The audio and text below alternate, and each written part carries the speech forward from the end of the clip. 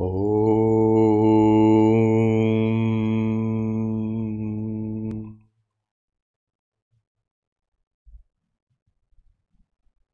Om.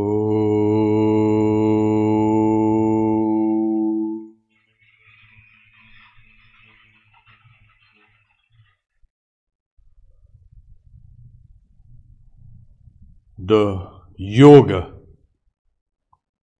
in mantra yoga. There have been queries, is this mantra yoga a separate yoga? Well, in response, we would like to say that no, the four broad divisions of yoga are karma yoga, bhakti yoga, Raj Yoga and Jnana Yoga. Karma is Karma Yoga, Bhakti is devotion, the yoga of devotion, the yoga of concentration, Raj Yoga, and the yoga of knowledge, that is Jnana Yoga. Now, the word yoga itself means, in this case, to yoke. It comes from the same root, the Indo-European group of languages. Yoga is to yoke one thing with another. Now, when we talk about these four broad divisions and mantra yoga as a kind of you can say, an overlapping of all the four broad divisions. For instance, we have karma. The very fact of sitting down in a particular place, in a specific time, counting the mantra for a specific number of times, being clean in body and mind, all this comes in under karma. So it's karma yoga. Bhakti yoga is, the yoga of devotion is nothing but to visualize the chosen ideal as well as to devotedly or through love repeat the mantra. Devotion is bhakti. And then as we keep on meditating with concentration, the more concentrated we are on the chosen ideal, that forms part of the Raja Yoga. And thinking of the meaning of the mantra, the meaning of what you're visualizing, and regarding the meaning of your own, you can say, efforts and your identity, is Jnana Yoga. As simple as that. So this mantra yoga is a combination of all the four yogas. There you are. And Swami Vivekananda wanted us to have a combination of all the four yogas. People ask, do we need to practice it separately? If you practice the repetition of the mantra, you are actually practicing all the four yogas. Now, this, we have a kind of I'll give you an illustration. We all have seen birds. Yeah. We have all seen birds fly, of course. How many of you noticed how birds take off? There are some birds who run about a little, like you run, it's like a plane on the runaway. It has to run for a while and then take off. So there are some birds which run and then lift off. This forms karma yoga.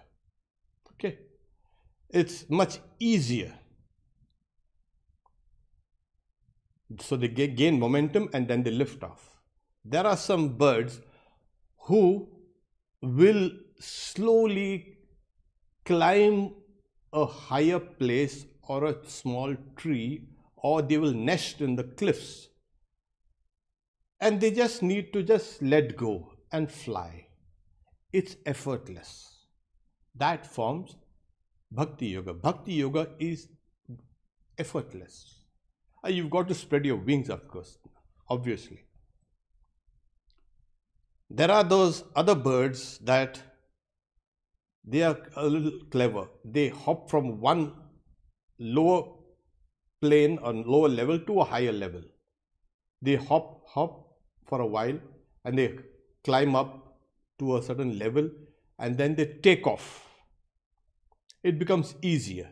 So hop from one place or position to the higher one, and from there to the higher and higher, and that becomes, it enables them to just fly. There are other birds who take off just standing up when they are stationary, and they use tremendous strength. If you've noticed some birds, they take off while they are stationary. They take off, and they have to have tremendous, you can say, lift. They use a lot of strength and energy. That is Jnana Yoga. Okay. So here we've illustrated this kind of. So what we do while we are actually repeating the name of God, like I said, we are utilizing our strength on all levels. You start slowly, Karma Yoga. You come, sit down at a specific time, at a specific place, you count at a specific number, and then you meditate, visualize the deed with love and devotion, and then focus, concentrate, and then really plunge in. That is Jnana Yoga. So you have the common. So like I said, we have yoga means to yoke. Now what are you yoking? Yeah. Generally what we have in Vedanta, we have these 5 sheets, the 5, you can say, levels of existence in our individual self. The first is called the physical sheet, Annamaya. Slightly deeper is the Pranamaya, the vital force sheet, the life force sheet. Then third is Manomaya, the mental sheet. Vijnanamaya, that is the intelligence or the wisdom sheet. And Anandamaya is the bliss sheet, the bliss body. So what we need to do is yoke the grossest aspect of our existence. First, you yoke the Annamaya, the physical sheet, with the vital force sheet. And as you're yoking it, you will feel your vital force, the life force, more than the body. And then you again yoke that, the combination of both, to the mental sheet. So you'll start feeling the mind more than the vital force or the body. And then you yoke the whole thing with the intelligence of Vijnanamaya, the wisdom sheet. And that you feel yourself as intelligence. And then yoke the whole thing with the bliss. And that becomes, you will feel yourself as bliss. This is the form of yoking. This is a form of integration. Before we can commence this journey of yoking in Vedanta, you need to integrate your body first, and then the integrated body with the breath body, the vital force. And that again needs to be integrated, not dissipated, not fragmented. So this kind of yoking is, you can say, the process of Vedanta. Well, there are some who said, oh my God, that's difficult. Well, there's another way that is shown in the yoga or the tantras. So you find we have different levels of, you can say, consciousness. the grossest is down below, and as it rises, your consciousness keeps on also getting more freer. So it is called the basic lotus or the chakra. Then we have the second lotus and the third lotus, the fourth, fifth and sixth lotus. Okay. Now when we are doing that, the seventh is of course right at the top of the head. It's a culmination. So Mooladhara, the first lotus, it has to be yoked to the Swadhisthana. Okay. And then the whole thing has to be yoked to the Manipura. That is what is called the navel center. And then the navel center chakra has to be yoked with the heart center. And then the heart center has to be yoked to the center in the throat, Vishuddha. And this has to be yoked with the center here between the eyebrows. And then we have this yoked right up here.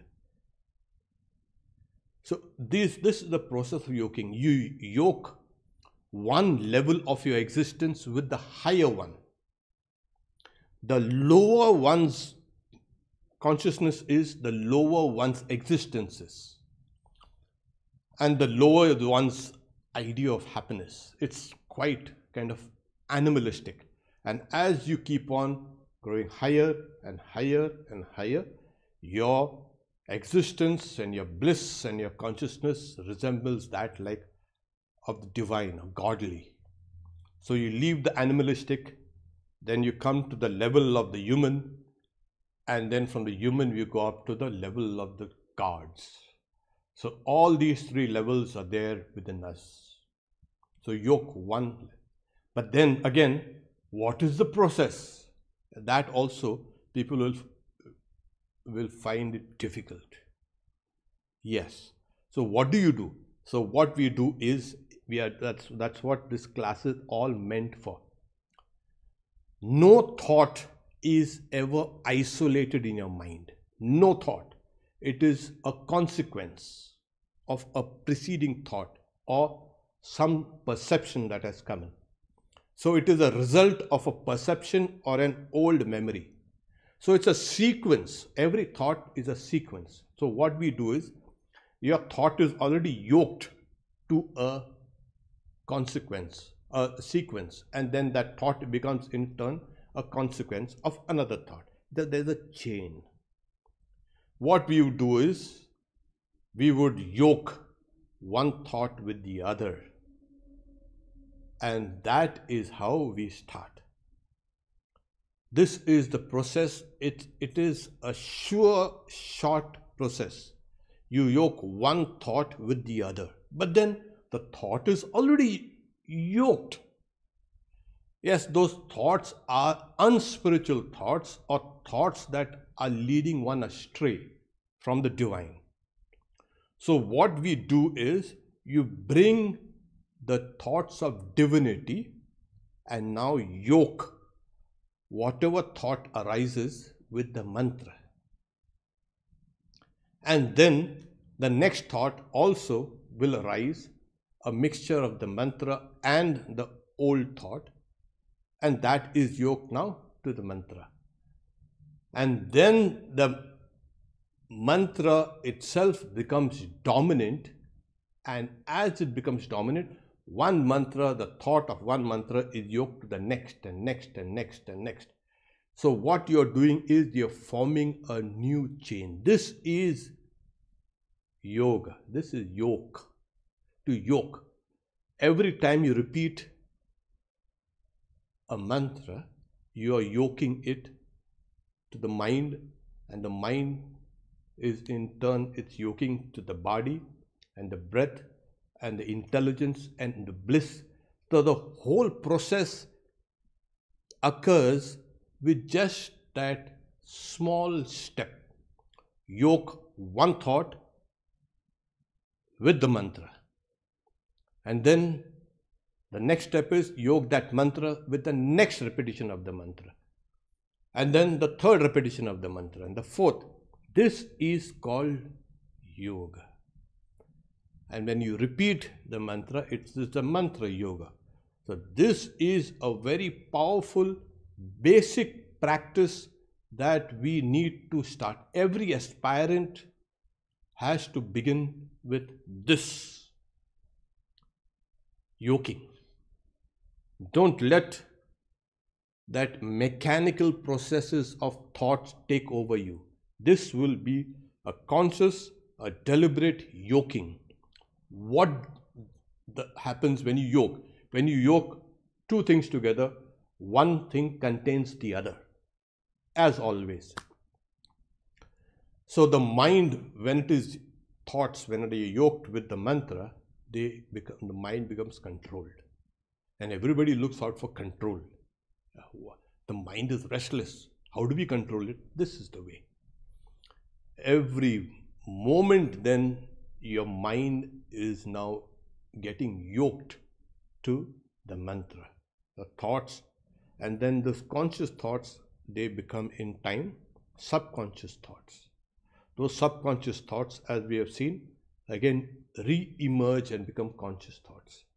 So the whole process of integration is also taking place every time you are yoking.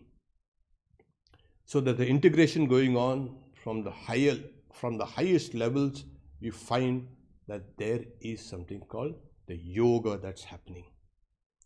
And this is the process. And this, though it is slow, it is yet perfectly suited for our age and for the generality of the minds. Because we don't have that kind of tremendous concentration that is required for the higher practices of yoga. But we can start small, and as we start small, we slowly ascend those higher realms. Okay.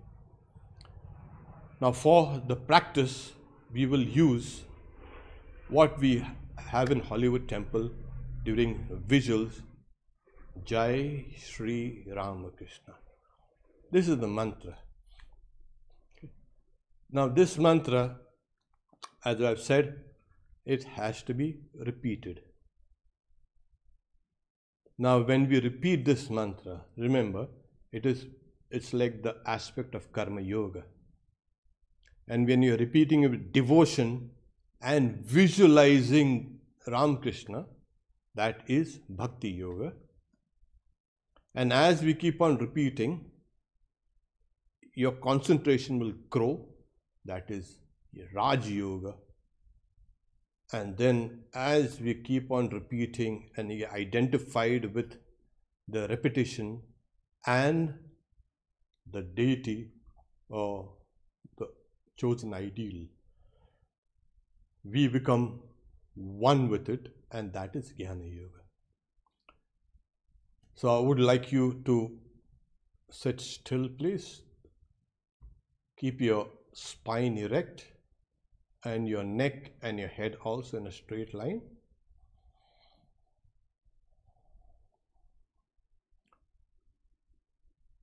Close your eyes and feel your breath in your chest.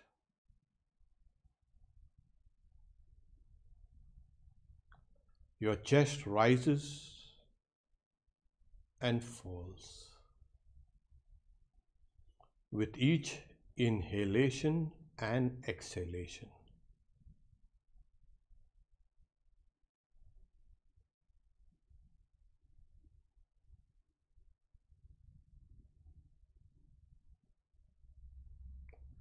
Lengthen the inhalation as well as the exhalation. Please take a long deep breath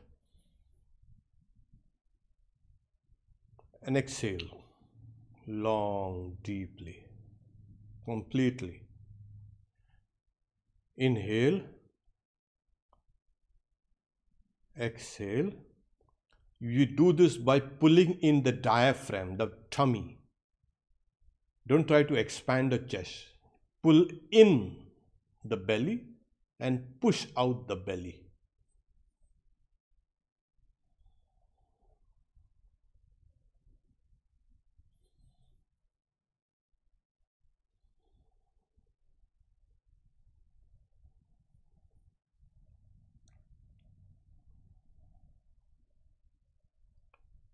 Now breathe with the regular measured, you can say, pace, but by pulling in the belly and pushing out the belly.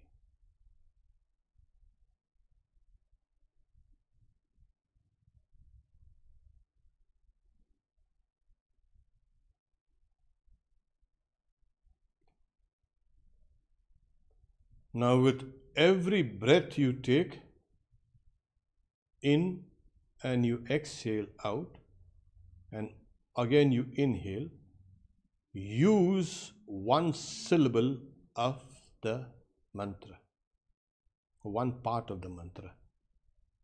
So Jai Shri Ram Krishna.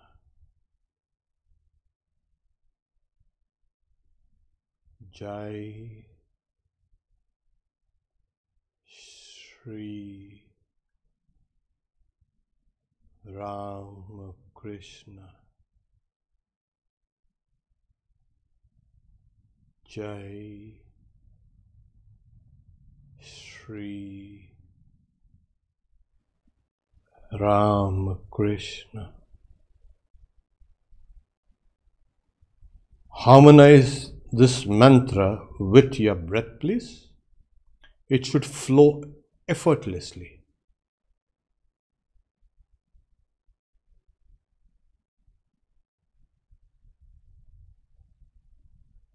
Now repeat it mentally.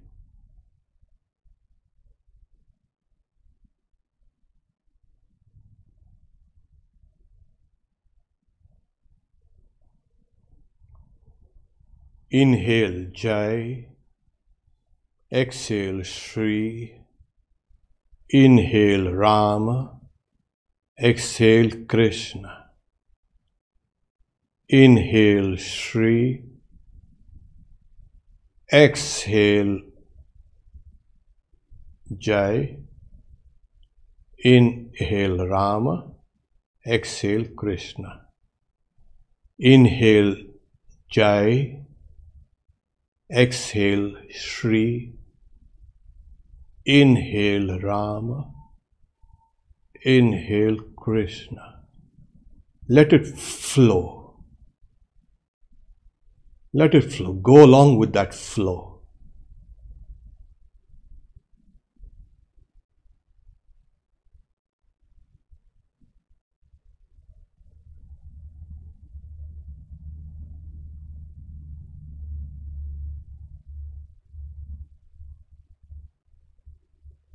Okay, we can stop here, take break, but there is a higher stage in this where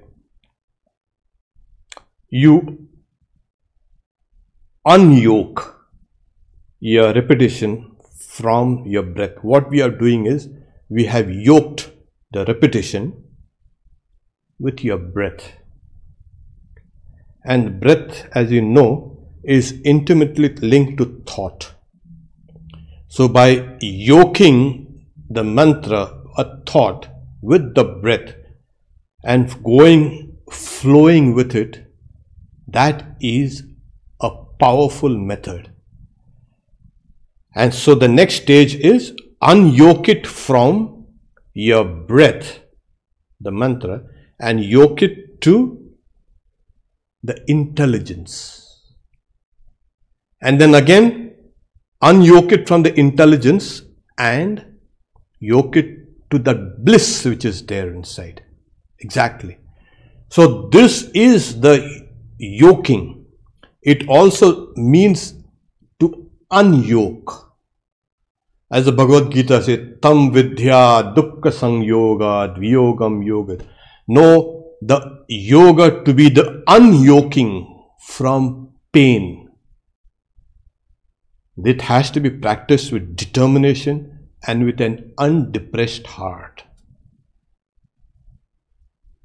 So this is the yoking, which also entails the unyoking. From the preceding stages, you unyoke yourself, yoke it to yourself, the higher self, and then the higher self to the still higher self, and this goes on.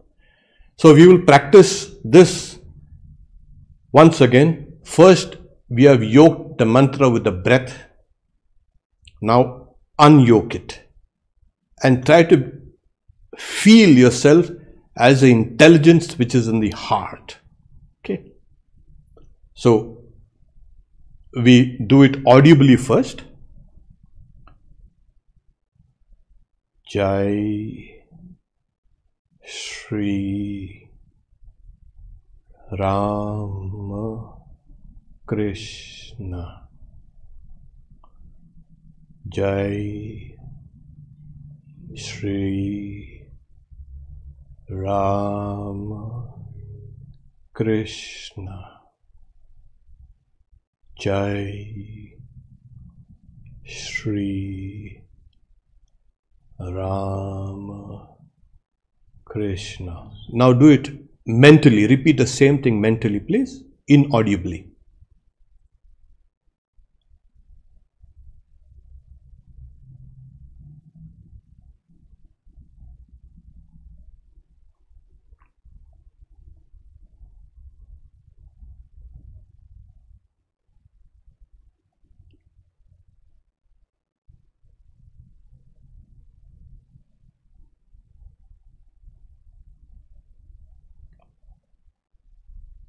Now look deep within, a shining sphere of golden light in your heart. Watching that, repeat the mantra mentally. Forget about the breath.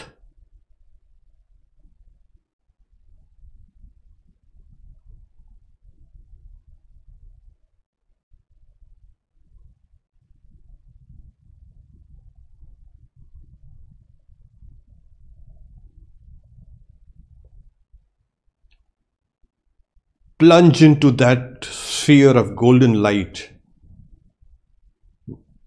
as you repeat the mantra. The repetition becomes a little faster and more pronounced.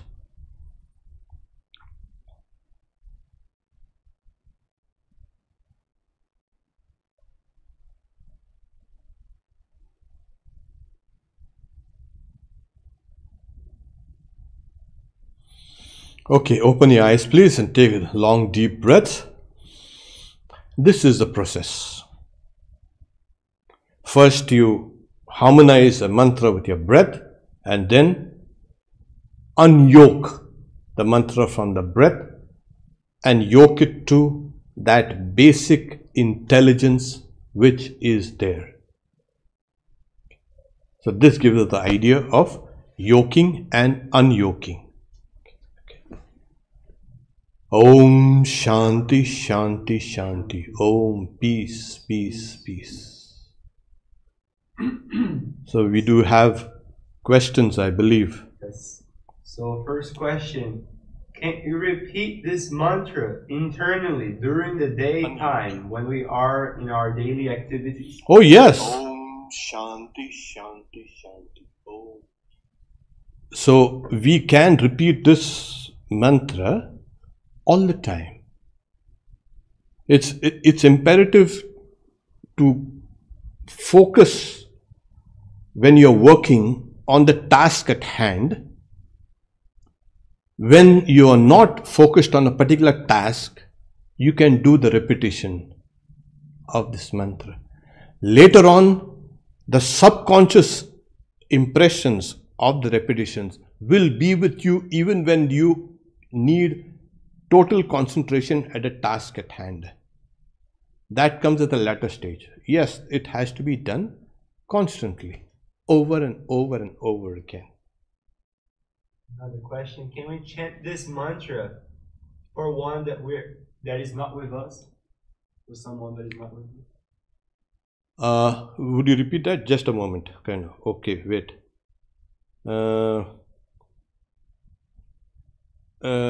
Can we chant this mantra for ones that are not with us? Oh yes, perfectly.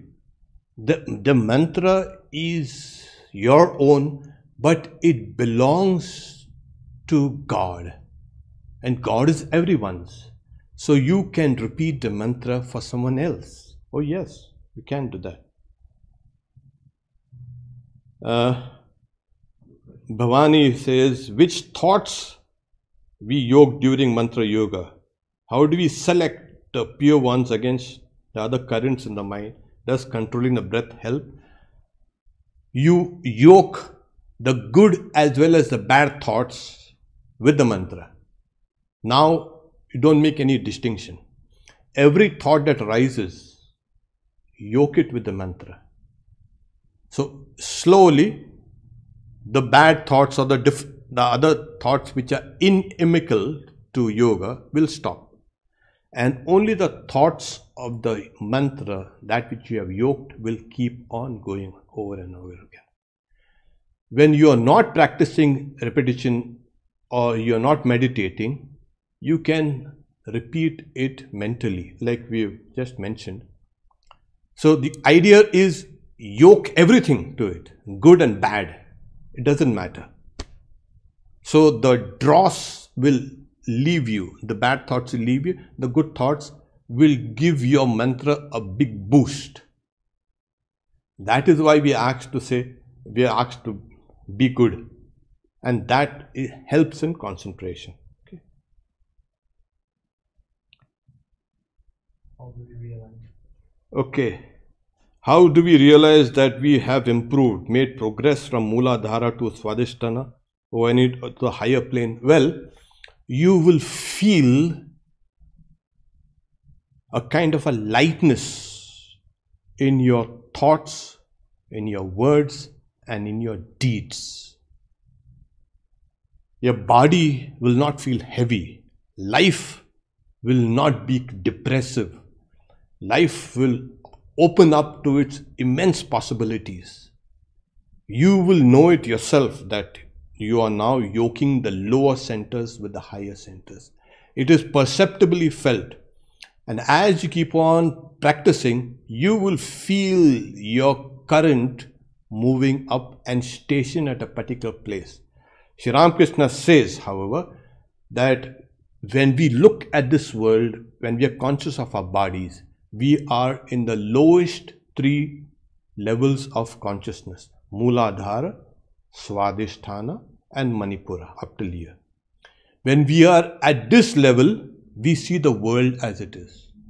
And as we move up to the heart level, the perceptions of this world will change. You will see the world differently. And you won't have to ask me, what's the science? You will know it. Okay? So, Om Shanti Shanti Shanti Hari Om Tat Sat Shri Ram Krishna Arpanamastu. There is an announcement to be made. We are opening up for these Sunday talks as well as the classes, weekly classes. For the Sunday talks, you need to register yourself for in-person, you can say, attendance. And you can register here on this. You can just go to the website or on the chat. In the chat, there's in the link. Chat, there's a link, so you can just register. So tomorrow the talk will be on the nature of samsara by Swami Satyamayananda. Om Shanti Shanti Shanti.